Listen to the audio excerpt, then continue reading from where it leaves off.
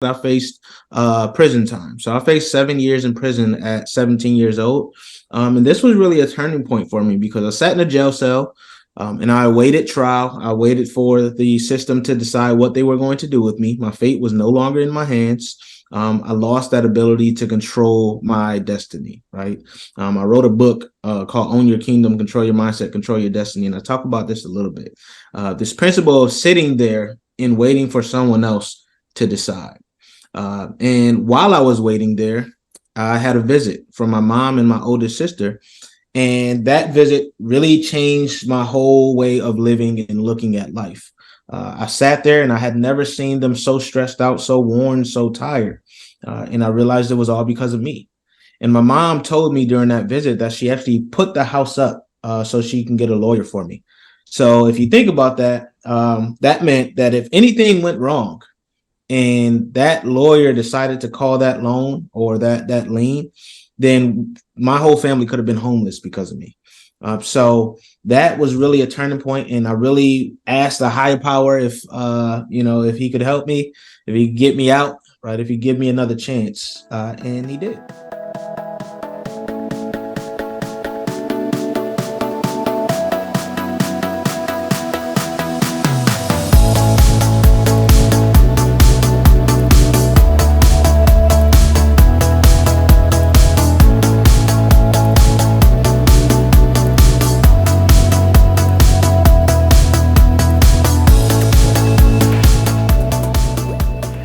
Welcome to this episode of the Life and Leadership Connected podcast.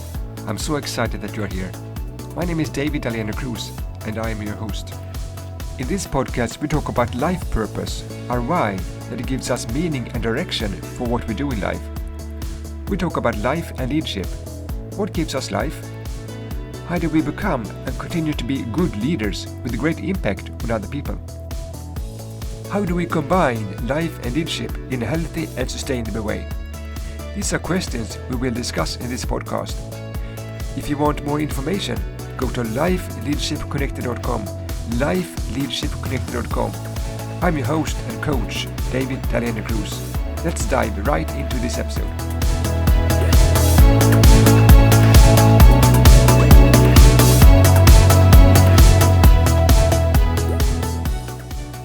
Okay, welcome to this new edition of Life and Leadership Connected podcast.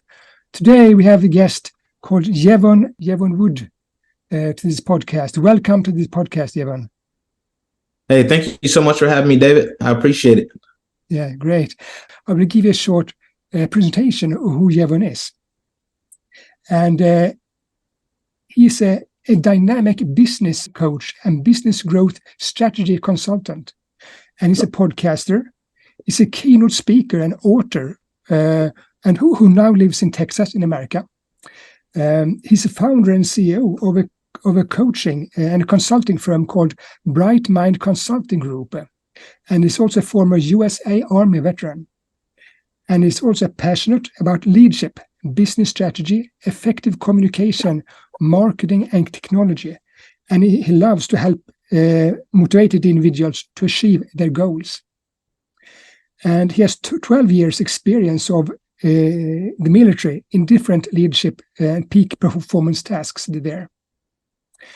And he's also has a master's degree in cybersecurity from Fordham University in New York.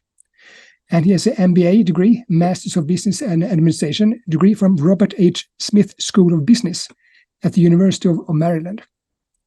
And now he's an advisor for Texas A&M University, is something called Texana's Digital Marketing Program, and he's a digital marketing advisor. And he has also enrolled in an executive doctorate in business and administration at University of Houston, at something school called C.T. Bauer College of Business. And earlier he has also volunteered as a business lab mentor for high school students from minority backgrounds and training them in foundations of business methods and principles. So you've done a lot of things, Jevon. Yeah. Just getting warmed up, David. Yeah. God willing, God willing. Yes, yes. You was awarded a Bronze Star for your heroic acts during deployment in Afghanistan and for leading soldiers in the military. And you've also helped numerous clients generate more revenue with less effort using something called a 5 Why framework. I think I will ask you a little bit more about that later. And you firmly believes in importance of mindset facing challenging circumstances. And you help people build a brand, scale the business, and navigate the ups and downs of entrepreneurship. And last, you have a strategy. Your strategy, coaching and mentoring people, they have been recognized by Forbes entrepreneur, Fast Company, founder, and Verizon, among others. So, like you're quite you. It looks very good, Jevon. Thank you so much, David, and thanks for sharing that with the audience. I'm looking forward to adding some value to your audience now. Thank you. But tell me your story, and what have shaped you to the person you are today, Jevon. Yeah, I mean, there has been a lot that has shaped me, David. You know, I come from Rochester, New York, here in the States, and you know, it's an environment. I grew up in an environment of poverty, where we didn't have a lot, right? So we had to learn how to be resourceful with what we did have. So I believe that really helped me become the man that I am today, a man of humility and a man that understands that, you know, you can do more with less. And that goes with time, right? Using your time wisely. That goes with the resources you have. It's really about finding a way to do that. And there's also this component of collaboration, right? I've understood that being vulnerable and being open to collaborating with people, even those that are looked at as your competition, can really open you up to serendipitous moments that help you achieve your goals a lot faster. Yeah. And tell us a little bit about you grew up in poverty, and what happened? Like, if you can share us a story from a little bit your milestones from this time of poverty and to where you are today. Yeah, sure. There has been a lot of them. The first milestone I always like to bring up is the fact that I faced prison time. So I faced 7 years in prison at 17 years old. And this was really a turning point for me because I sat in a jail cell and I awaited trial. I waited for the system to decide what they were going to do with me. My fate was no longer in my hands. I lost that ability to control my destiny, right? I wrote a book called Own Your Kingdom, Control Your Mindset, Control Your Destiny. And I talk about this a little bit. This principle of sitting there and waiting for someone else to decide. And while I was waiting there, I had a visit from my mom and my oldest sister. And that visit really changed my whole way of living and looking at life. I sat there and I had never seen them so stressed out, so worn, so tired. And I realized it was all because of me. And my mom told me during that visit that she actually put the house up so she can get a lawyer for me. So if you think about that, that meant that if anything went wrong and that lawyer decided to call that loan or that lien, then my whole family could have been homeless because of me. So that was really a turning point, and I really asked the higher power if if he could help me, if he could get me out, right? If he give me another chance, and he did. 2 weeks after that visit, I was put on probation, and I was allowed to graduate high school that same year, and I was allowed to find a way to figure it out. I still didn't know what that looked like. You know, I'm young, I'm a kid. I didn't know what resources I had available to me, but I tried college. I tried that, couldn't afford it, went back home, and I worked 2 full-time jobs for a couple of years. I worked as a janitor in the hospital, and then I worked in a grocery store as like a cashier lead.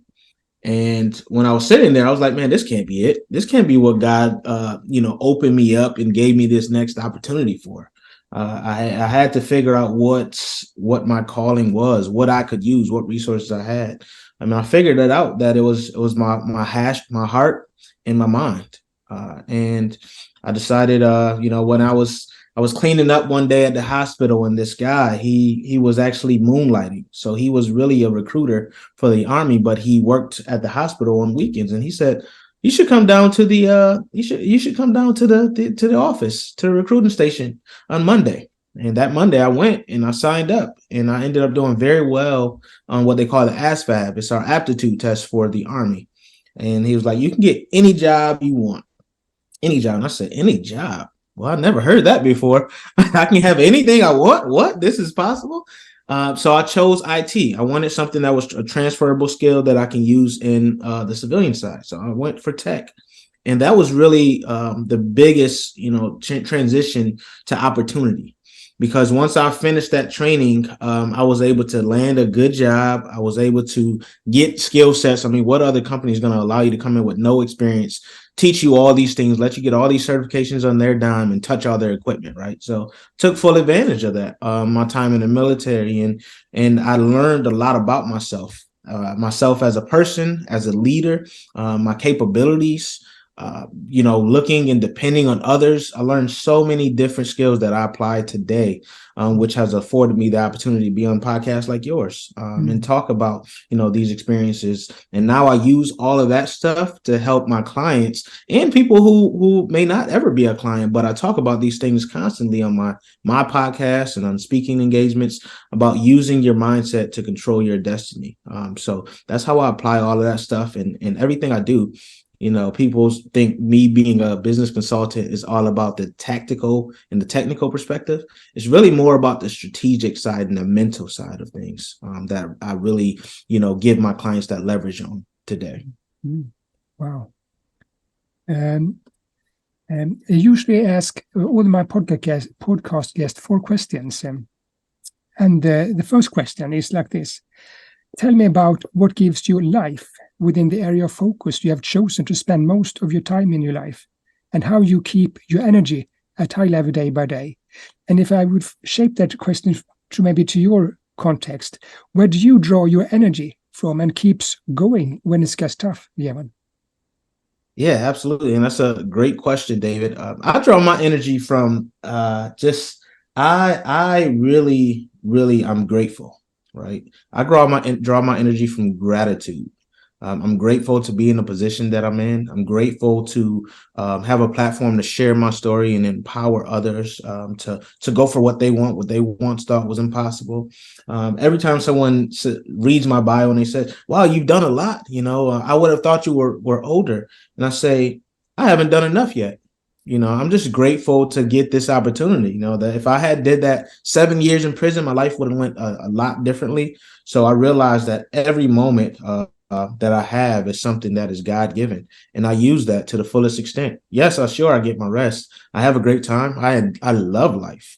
I appreciate life because of all the things that I've gone through, all the adversity I've faced has shown me time and time again that we shouldn't take it for granted. So that keeps me going even when I don't feel like it.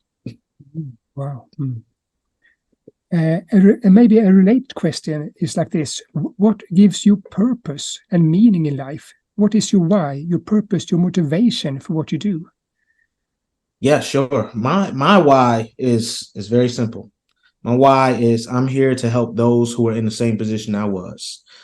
So those who are in marginalized communities, those who feel hopeless and helpless, those who don't know what resources they have to change their circumstances. And that's why I do things that I do every day. That's why I volunteer constantly with my time. That's why I do pro bono work for businesses that can't even afford my services, right? That's why I get up on podcasts and any stage that I can get on to talk about these things. That's why I go into high schools and do work. That's why I go into the prisons and do work. That's it. That's what carries me. Wow. Wonderful. Great. And as I said in the beginning, you're really passionate about leadership. And one of the questions I ask to all my guests is, tell me about your leadership of yourself and others, and about some challenges and milestones that have shaped you to the person you are today, and the most important lessons you have learned as a leader. And you touched it a little bit in what I've said so far in the story. But if you would, what would your answer be to those questions? Tell me about your leadership. Absolutely. I lead with vulnerability, which then ties into leading with empathy, right? I understand that as a leader, I don't know everything. and nor should I act like I do. I should be willing to open the floor to my peers, to my subordinates, to everyone, to get their diverse perspectives, because that allows us to reach and achieve our goals faster. That allows us to think bigger. And it allows our impact to be bigger. So I lead with that, and I'm more so than identifying what a person does in a role, what their job is. I like to know what motivates them. What carries them through. The question you asked me, Dave, that's the question I asked them. What gets them through? Why do they want to be in this role?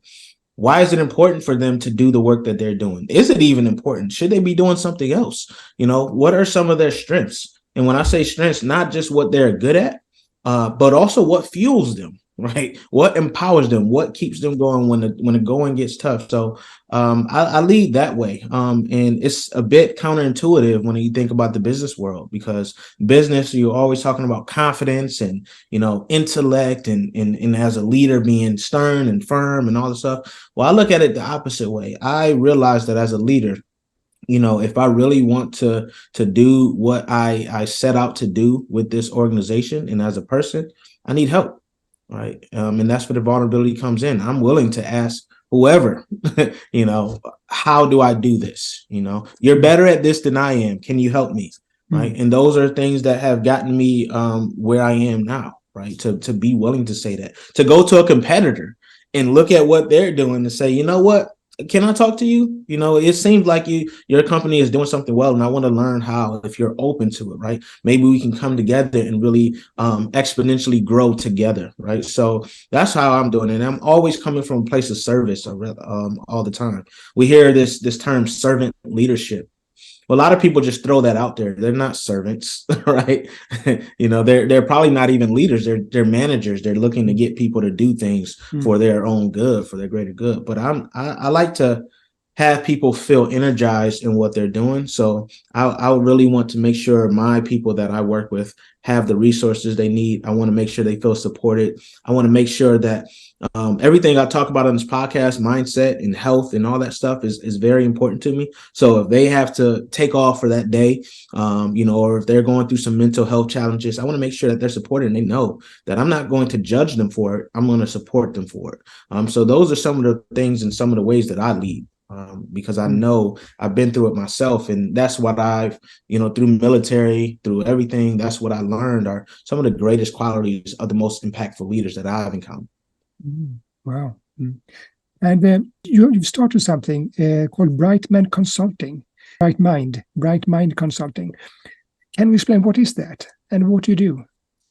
Sure. So Bright Mind Consulting Group, that name, it was formed. My company was formerly called Live Not Loathe, and I wanted to keep that transformation. That is what it represents, right? Bright Mind is like that aha moment, right? And it's us coming together to illuminate the path to success. That's why I named the company that. And what we do, we're a coaching and consulting firm, as you mentioned earlier. And then we also offer like training and development services for leaders. But we come in and we help businesses grow. So that could be marketing, that could be branding, personally or with the organization. And it's more about, doing it effectively. We don't focus on running a ton of ads, wasting a lot of money. We focus on the organic side of things. How can we reach people and how can we have them evangelize your brand? How can we make people feel like you're the go-to for whatever your industry is? And then from the coaching side, how can we transform that leader to be the most effective leader that they can be? How can they feel like they are making the impact that they set out to make, right? How can we get people to say, this leader, I will follow them to do whatever we need to do to make this company whatever they want it to be. So that's really what we do in a nutshell. Wow. And you mentioned something called, I've seen it on your webpage. It says 5 Why framework. Can you explain that a little bit? Yeah, absolutely. So the 5 Why framework, and first we have to say that it's not a linear path, right? So the 5 Why framework is what I use in coaching and consulting, right? So the first why is your yardstick. And I'm going to simplify this, David. But the first why is the yardstick. That is your goal that you set out to do. We need a goal, right? Or else we're going to be wandering around aimlessly. In psychology, they use the sailboat metaphor, and I like to use it as well, right? If you're the captain of a ship and you don't have a destination, then you're going to be sailing in the middle of the ocean, right? And you're just going to waste all your time and all your life. So we want to set a destination, and we want to know why we're going to that destination, right? Why does that matter? Why do we need to get there? Why is it important to you, right? So those are some of the things we look at in the first why, which is yardstick. The second why is yield. What are the results that we want? What levers do we need to pull to get there, right? Do we have the resources that we need to make it happen, or do we need to go out there and kind of acquire some of those resources? Could be people, could be processes, technology, whatever that resource is. That's what we look at in the second why. The third why is YAR. It's a boating term, right? And that means, how do we make this easier? Right, whether that's business or becoming a better leader, becoming a better person, etc. Right, how do we make it easier? And underneath that why, I use what I call my success formula, which is delegate, delete, delay, and automate. That's 3DA. Delegate what we don't need to be doing, but what needs to get done. Right, that could be going through your emails, responding back to people, etc. Your social media, all that stuff. Delegate it. Right. That is not where your strength lies, and that is not a good use of your time.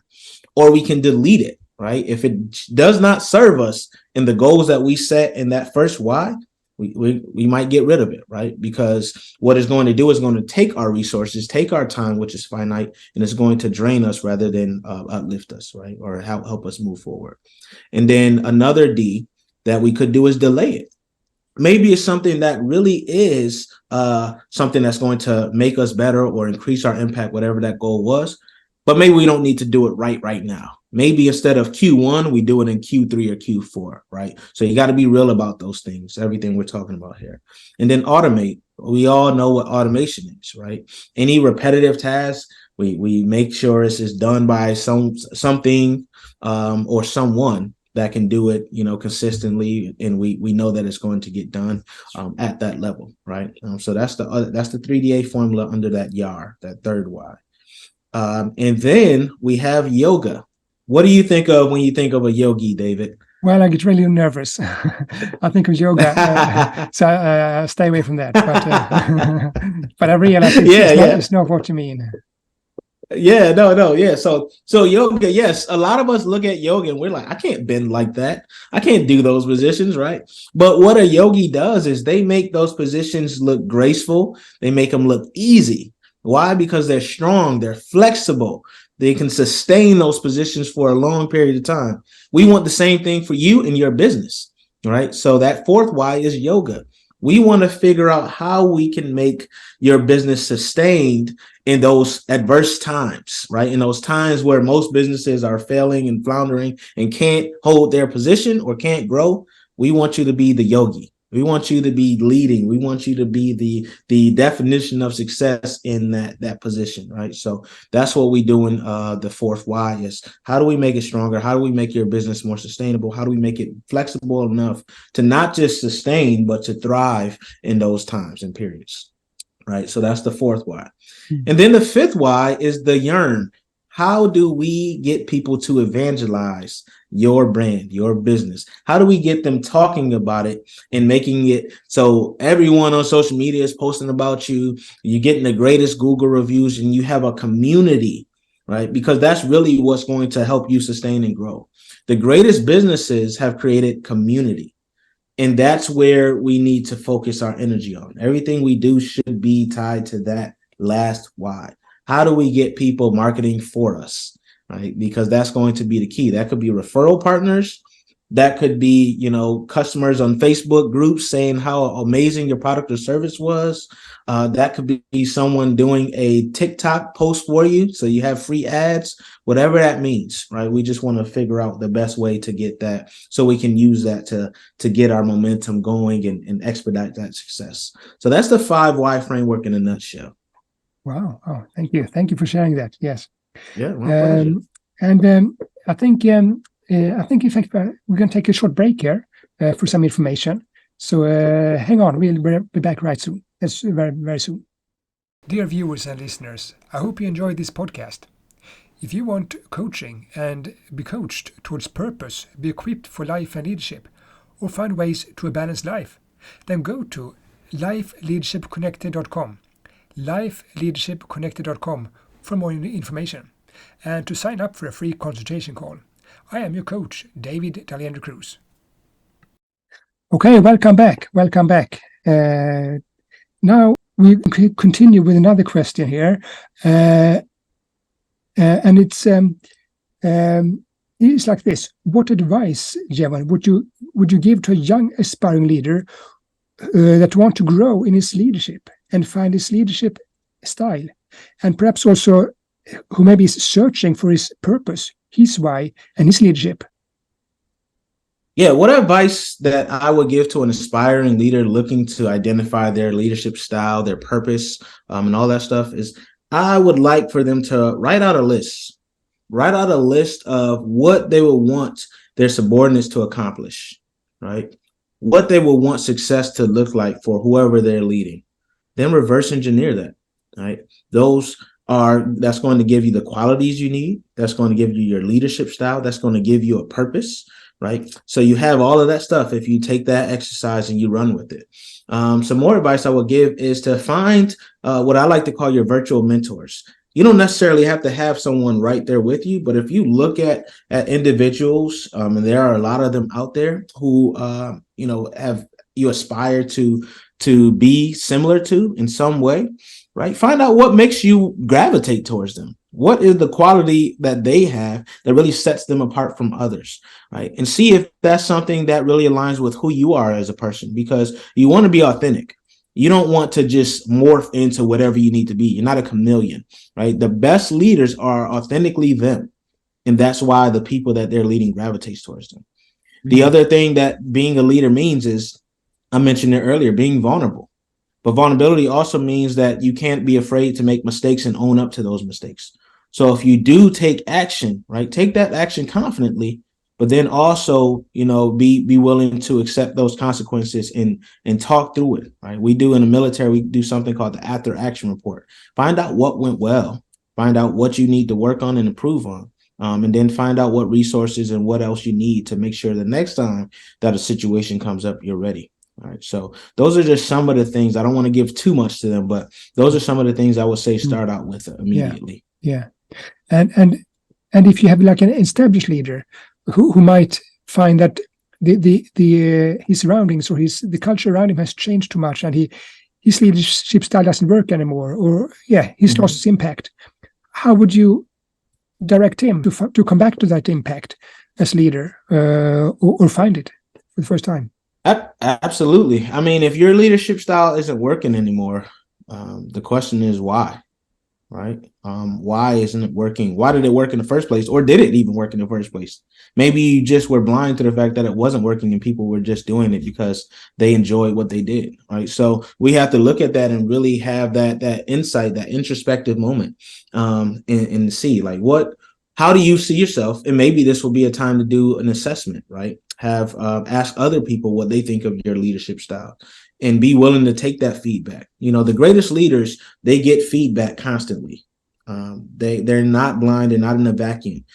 They're getting that feedback from the people they're leading. They're getting the feedback from their peers, and they're understanding what they need to adjust, right? So that's what I would recommend for a leader. Like, get some feedback, see how you can apply that feedback, do your own feedback, right? And then once you do that, be open to change. Because a lot of times when leadership becomes stale, there's a multitude of reasons, right? Maybe they're not the best for that position anymore, or maybe what their goals are do not align with the people that are trying to implement whatever they had. So that happens a lot because they make these goals, in a vacuum or with their executive team, but they didn't bother to ask the people on the ground doing the work if it was possible, if it was feasible. Do they have the resources they need? So sometimes you have to make sure you get that connection back. Town halls are another good way to do that. Right? Talk to your people, consistently communicate, consistently have it a way where they feel like they are heard and valued. And that's where you're going to really, really start to make that change and right that ship, so to speak. Thank you, Jevon.